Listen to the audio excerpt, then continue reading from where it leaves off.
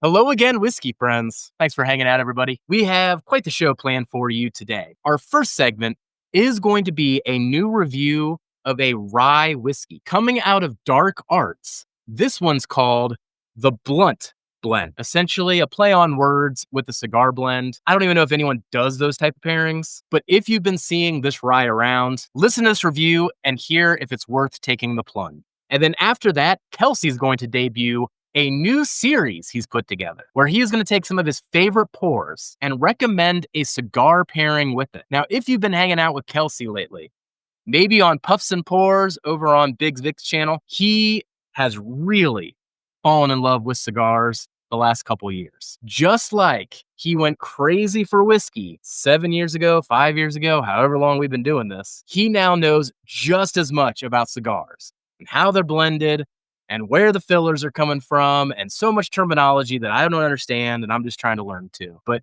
if you're into that, or if you're learning like me and you don't know where to start, I'm going to follow along with these pairings as well. Also, big shout out to all of our whiskey friends who supported the Bardstown Bourbon Single Barrel Drop. As of recording, there were some bottles left over on Sealbox. All you have to do is search tater cakes, and you should have no problems finding that bottle. If you're curious for more details, you can go back to a prior video and you'll see all of my tasting notes. So thank you for joining today, whiskey friends. Let's kick off the show.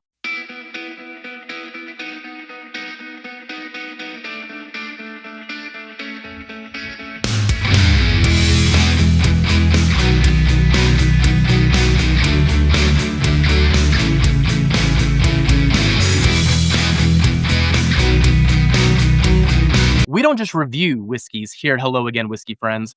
We also collaborate with other channels to find the best barrels of whiskey that we can bring back to this community. Right now, there are still some bottles left of our Bardstown Bourbon Company pick. That one is called Tater Cakes and is currently available on Sealbox. Next up is going to be a pick from Old Dominic in Memphis, Tennessee. This one is a 7-year, 44% rye bourbon that they made themselves and is absolutely gorgeous. Can't wait to talk about that one more. And then hot on the heels, keep your eye out for news about picks from Old Line, Hopper and Cask, and New Holland through their Walleye Run malted rye brand. Many more picks in the works as we slide down the latter half of 2025 here. Let's get into a review and see if this is a bottle that you should be hunting. All right, let's get into another new release here, everybody. Today's review is going to be all about Dark Arts Whiskey House. So this is an 8-year straight rye, but note here, this is the Blunt Blend. So not the cigar blend, but the Blunt Blend, finished in Madeira and Armagnac casks. All right, so while I sometimes get into cigars, I'm not really into smoking pot or anything, but the idea of a blunt blend, like I don't feel like people do pairings with that type of thing. Maybe I'm totally wrong, and there's a whole subculture there that's doing pairings that need a blunt blend, but pretty sure this is just a funny joke. When I got to do the Dark Arts pick over with the Barrels for Hope, Macaulay talked about this blunt blend a little bit there. But what a crazy combination. Madeira and Armagnac cask with a rye whiskey. Never had this combination before on a rye whiskey. And the 8-year rye that's in this is coming from MGP. So we're looking at a 95.5 rye, or at least I assume a 95.5 rye. You really just can't say that anymore, can you? So this is coming in at 114.8 proof, and it was pricey. Cost me $104.99 in Ohio. So that is MSRP. Oh shoot, you know what? I didn't look at the label close enough. But look at that, confirmed. 95.5 rye. Always good to have that level of transparency just right on the bottle. The other cool feature of the Dark Arts is always the glass topper there. It's pretty cool. And it's a synthetic cork, so you can kind of see the synthetic cork there. Really cool stopper, though. One I'll save and definitely use in other bottles, especially when those corks break if they fit. All right, so we're going to go through the nose, the palate, into the finish, and then we'll get into the final scores. Thank you for joining, everybody. Cheers. On the nose for a 95.5 rye, this is definitely in that kind of minty pine range on the MGP rye whiskey. There's a little bit of like a cinnamon roll doughiness, spiciness, trying to break through there, but man, it is hard for me not to lock in on the mint and the pine. Now, those finishing casks do come through. There's quite a bit of oak coming through on this experience, And then that wine influence, grape influence, it's there, but it's very subtle. In a blind pour, I'm not sure if I would know that this was a Finnish rye right off the bat. All right, let's get to the palate. Cheers, everybody. Again, I've been doing this a lot lately and zooming into the glass. I feel like I have found consistently some of the most oily whiskeys this year in 2025. I wonder if brands are purposefully now going for that because we call that characteristic out so much. But I have just been finding the craziest whiskeys lately. Wow. On the front of the palate, I know I said that the finishing was subtle on the nose, blows up immediately, complete berry explosion. And all that gets coupled immediately with the sweetness of those spicy cinnamon rolls and that sweet cream. And then as it transitions into the mid palate, that rye comes roaring back with that mint and that pininess. The oak begins to hit you, and I continue to get essentially spicy cinnamon rolls, followed by just waves and waves of different grape flavors. And while that grape is definitely intense, I wouldn't call this one over finished. I think the balance on this one is quite nice. All right, let's get into the finish. Cheers, everybody. If you're still hanging out here, hey man, hit that like and subscribe.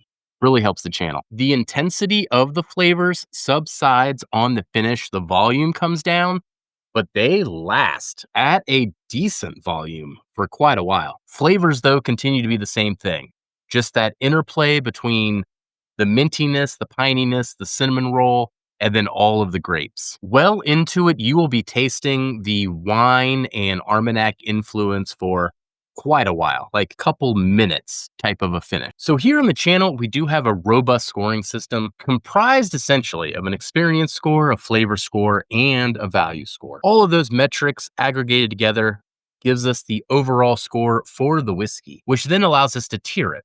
Whether it's just a nice whiskey to sip on, a very good whiskey, or we start getting into great and even certified gold status. And on this one, found another one I'm in love with. Gave this one an 87 out of 100. And while the price might be a little high for me to give it a stronger recommend, the combination of the Madeira and the Armagnac finish on top of a rye whiskey is so unique, and it's a really good base on that 8-year rye. Very well blended and just a good experience from start to end. I have passed on a few Dark Arts bottles because of the price, but this one was so unique that I had to pull the trigger, and I'm glad I did. So let me know in the comments, if you've tried Dark Arts, what have been your experiences so far? And if you've tried this blunt blend, let me know your reactions too. This was specifically batch 2, so curious to hear if you've had similar experiences with batch 1. Whiskey friends love coffee, and some of the best coffee out there right now is coming from Drifting Drams Coffee Company. Fancy coffee for regular people. Katie and Ethan will be donating a $15 gift card, and we will be choosing a winner each month in our live show. So be sure to come back to future videos for more chances to win. Now it's time to catch up with Kelsey over in the Whiskey Riffs Lounge. Hello, whiskey friends. Man, welcome back. My name is Kelsey. We're doing a little bit different thing here. I'm going to be going back to some bottles that I haven't really touched in a while, or they're bottles that I go to on a regular basis, and I'm pairing them with stuff that I am just learning about. So for those that are interested in cigars and whiskeys, this is for you. All right, today we're going to be doing a pairing with Russell's 10-year, which is a shelfer that I've always had. I'm a turkey head. There's a crap ton of turkey bottles over there, and there's even more in my closet. So I love turkey. I love what they do. I love that they are continually consistent, I guess is the best thing. They are one brand that I can always count on for the flavor profile to be consistent, but also be really good. And if you haven't tasted some of their older stuff, like Dusty's, then you're missing out too. So today we're going to be doing a little bit of Russell's Reserve 10, but we're also going to be doing a pairing with that, with a cigar. So this is one of my favorites. This is JC Newman's Brick House. So this you can find just about anywhere in cigar shops. So I'm trying to pair stuff that's readily available with shelfers that are readily available. So let's get into whiskey first, and then we'll talk through the cigar. So, okay. So on the nose, I'm getting notes of like some bright cherry, a little bit of fruit, a little bit of spice, and a lot of sweetness right off the nose. You can also get some of that age off of it. You get the barrel char along with those things that I just previously mentioned with the sweetness and the fruit. For a 10-year-old whiskey to have this kind of a profile at this price point, you guys are that don't have this on your shelf, you're missing out. I'm just telling you. So make sure you go grab this. Also, as we get into the tasting on the palate, we'll talk more about how that can align with a cigar as well. So on the palate, you get this caramel sweetness up front. Into the mid, you get a little bit of that spice and a little bit of oak, but most of it's really sweet. This is something that I really enjoy about this particular bottle is because it maintains a sense of consistency, but also something you can always count on to like bring you to that place. And the turkey is that for me. I don't know about the rest of you, but for me, that's turkey. So let's go again on the second sip. Again, just very consistent. Lots of caramel notes, a lot of sweetness up front, a little bit of spice towards the back end, not a whole lot. And that's one of the things that I wanted to kind of bring out. And this cigar right here will do that for you. JC Newman's Brickhouse is double Connecticut. I tend to like it in Robusto. This is the Toro size. And for those that are kind of new to cigars, there's multiple sizes with different names. So this Toro should last you about an hour and 20 minutes. You know, with a Robusto, I kind of like it better just because I can drink and smoke about the same time. So what this cigar is going to give you that pairs well is it's going to have some similar sweetness, but it does have a little bit of spice.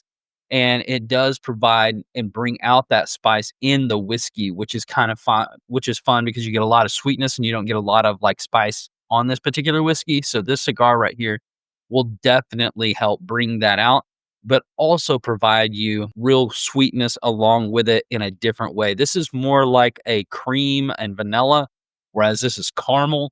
They're going to complement each other very, very well.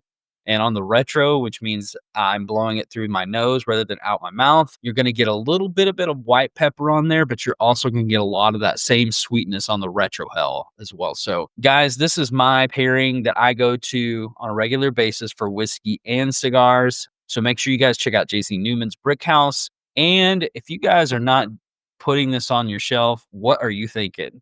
Make sure you go grab a bottle of this, pair it, write it down in the comments. Let me know what you think. Does it pair well for you? If you're new to cigars and you want to try something different that you don't want to spend a whole, $60 on a bottle, but you know it's going to be good, this is the bottle for you. So guys, until next time, we'll see you right here at Hello Again, Whiskey Friends in the Whiskey Growth Lounge. See you next time. Shout out to our Patreon family. Couldn't do this without you. Please be sure to hit that like and subscribe. And if you're interested in checking out our barrel picks, check out our Patreon and our private Facebook group in the description. And we'll catch you on the next one. Goodbye, everybody.